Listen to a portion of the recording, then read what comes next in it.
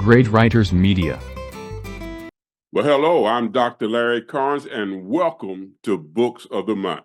We're so excited that you could join us for another powerful and exciting broadcast. And of course, we have a very special guest. Beverly, how are you this morning? I'm fine. How are you? I'm Good to doing be here. well, thank you for asking. Do this for us. Introduce yourself to our viewing audience. Tell them a little bit about who Beverly is. Okay, I'm Beverly Saltonstall. I'm from Cape Coral, Florida, which happens to be the epicenter of the burrowing owl population, probably in the world. So we have like 25 to 3,500 owls in town. And I moved from New Jersey, came to Cape Coral, and was riding around town checking out my new home and happened to see this little bird standing on this Okay. perch. I had no idea what it was. Wow. He So was you moved watching, from New Jersey to Florida. right. That's awesome, awesome, awesome. So let's do this. Now let's talk about this exciting book. I'm looking here, Cape Coral, Burrowing Owls Don't Hoot. I say, okay, they don't hoot. That caught my attention when I saw that.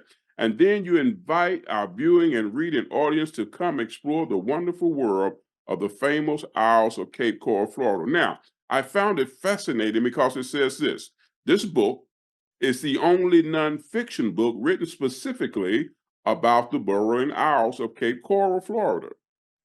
It is your go-to book if you're interested in burrowing owls. If you're interested at all in owls, this is your go-to book. Want our viewing audience to know that.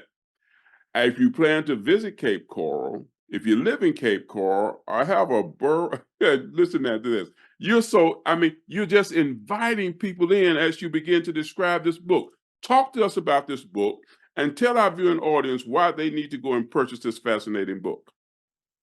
Well, the first thing is people all over the world love these owls. We have people coming from South Africa, Sweden, Germany, all over the world, Philippines, coming to see these burrowing owls because they're out all day and they can be photographed very easily.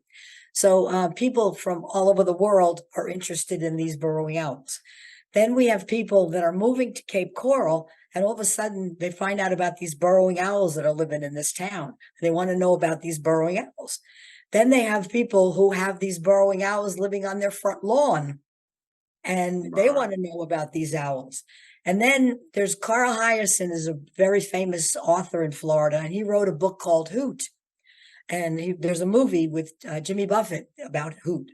And the governor's wife has that book on her reading list for the kids in school. Okay. So this book is kind of complementing that thing. When the kids want to learn about these burrowing owls, they go to that book, but it's fiction. So now when they want to learn more about the burrowing owls, they can go to this book and get the meat of the owls. Yeah, I noticed. You said that your book is nonfiction, and in writing this book, you give the history of Cape Coral and how the owls arrived in Cape Coral. Share a little bit of that with our viewing audience.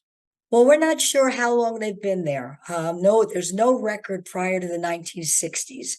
But in the late 1950s, the developers came in and bulldozed the entire 100 square miles of this peninsula.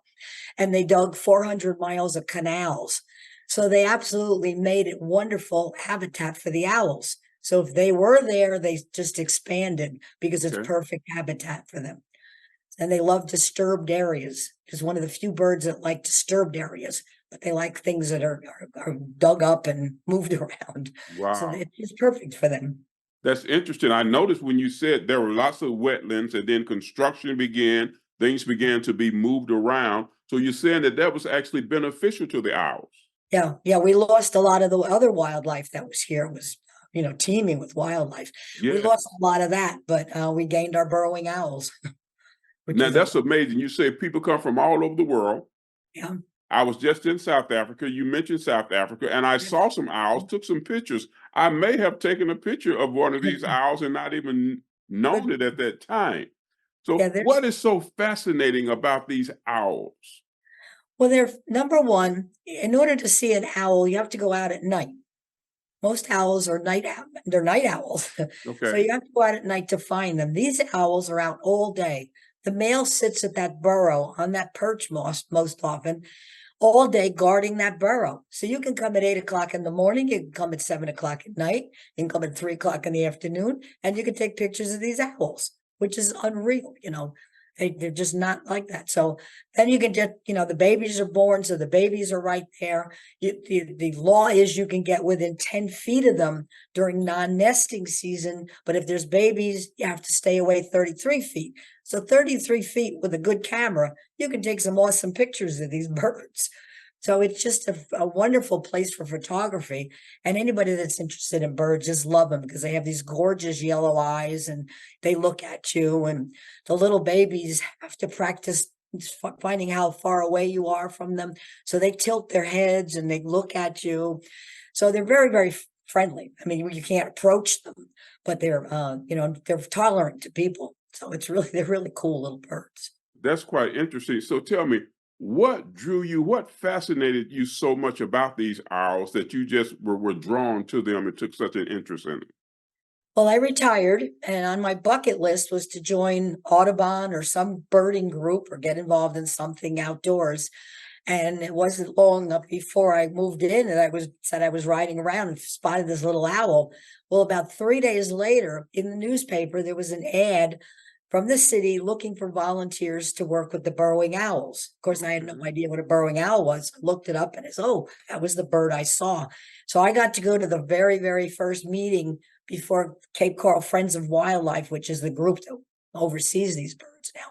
So I'm a founding member of that group, and I've been working with these birds for like 23 years now. My, So that's anyway, awesome. So now, here we have a viewing audience and a listening audience.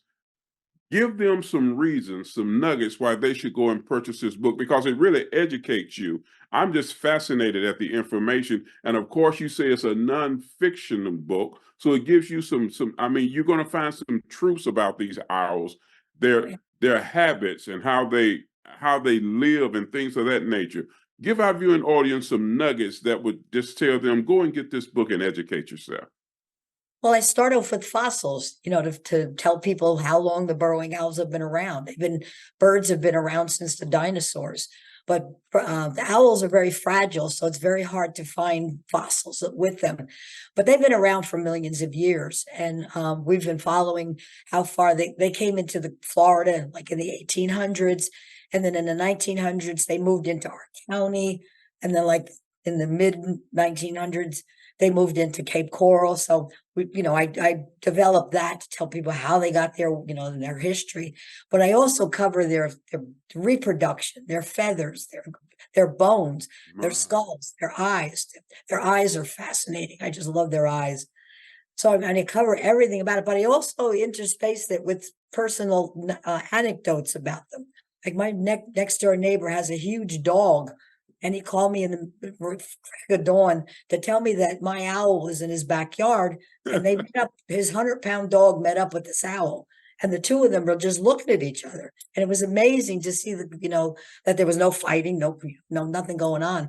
So that's the only thing in my book that's not really true to a point. But I talked about why that owl was in that guy's backyard, because they collect animal feces to collect bugs to feed the females and to feed the babies and to teach the babies to hunt. So they bring feces to the burrow. So my owl was collecting feces in his backyard. So so I kind of had a dialogue between the dog and the owl as to why this owl was here. The dialogue is true to the point where that's what was happening, but they certainly weren't talking to each other. Now that's an interesting fact. They collect animal feces, yes, to bring back. yeah. That's interesting. The most fun thing about these guys is they decorate their burrow. The males decorate, and they bring stuff to the burrow, and it can be anything from hamburger wrappers, tube socks, kids' homework, bank receipts, cigarette butts, crab leg, corn cobs, and the male does this to tell other males that this burrow is protected. Okay. So they also bring the feces because it attracts bugs. So while the female's in the nest with the babies, he can bring her a quick McDonald's bug, so he brings her food, and then they feed the babies. But then when the babies are out learning how to hunt, how to fly, and everything else, they also can collect. They hunt the bugs on that feces, so they don't have to go far looking for bugs. so they can, if there's a hawk or something, they can get them right back into the burrow. So it's a protective Yes, yes. learning thing. So it's a cool thing. That's interesting. So the feces is brought to the burrow, Yeah, and insects and things are attracted to the feces. yeah, So that's their food source is attracted to the feces that's brought right. back to the burrow. Yeah, yeah, That is quite a bit of information. That's interesting. yeah, Interesting it's- information. Wow. yeah. Now, okay, so we have about 3 minutes left. I want you to do this for us. Share with our viewing audience any information that you might want to disseminate, be it website, email. Are you available to come and speak and educate people on the owls and things of that nature? Give any information to our viewing audience that you would like to give at this time. Okay, the book is available on Amazon, and it is available on my website, Cape Coral burrowingowls.com. And yes, I do give talks. I am available for lectures, of course, not, California, but locally. But I do, I do talks. Did one yesterday. So now tell me, so the population there in Florida is a large population. Do they gravitate to other parts of the country? Yes, there's two subspecies of burrowing owls in the United States. One is the western subspecies, and ours is the Florida subspecies. Ours live in Florida and just over the border and in the Caribbean, and the ones out west live from British Columbia all the way down to Terra del Fuego. They live on the entire western coast of the Americas. But they're a different subspecies. From British Columbia, Yeah, and all up the way Canada, to all the way to the bottom of South America. my. There's like 22 subspecies that live over in that side of the country. Countries. So my goodness, yes, yes, yes. So I could see where people not only in this part, in the part of the country in Florida where you live, but other parts of the country would be interested in maybe bringing you in, and so that you could educate, because you just educated me. I'm sure you've educated our viewing audience on lots of things that we didn't know about the owls. It's fascinating, and the research. Thank you for doing such intensive research. Yeah, I just went to Peru last year and got to see some burrowing owls there. So I added that to my book. So there's a little bit about Peru. I went to Ecuador this year, but we couldn't find any owls. Okay. Couldn't add it. So now you mentioned that your owl went over to your neighbor's yard. So how many owls do you have on your property there? Well, I had a male and a female, and at one point they had 7 babies. So I had 9 of them at one point. So usually we have, during this summer months, we have the male and the female because the babies go off to their own defense. But it can be any number, from 2 to 9. That It's is fascinating. Yeah, it's We awesome. have 50 seconds left. Is there anything you'd like to share with our viewing audience before we go? Well, I just hope people, realize that these birds are important, and as are all birds and wildlife, and we're just trying to preserve them. And that's why I wrote the book, so that there's some, Excellent. Well, Beverly, we thank you so much. Fascinating book.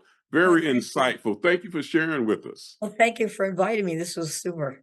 Oh, it's our pleasure. I'm Dr. Larry Carnes, and as you've heard, Beverly has written this fascinating book. You want to go and purchase this book. It's there on Amazon. It's available on her website. Make sure that you purchase this book and contact her if you'd like to learn more about these fascinating owls. Dr. Larry Carnes, this has been Books of the Month. Don't go anyplace. We're going to take a slight break, and we'll be right back. Optimum blessings to you. Visit www.greatwritersmedia.com. Email us at info@greatwritersmedia.com. Call us at 877-600-5469. Subscribe now.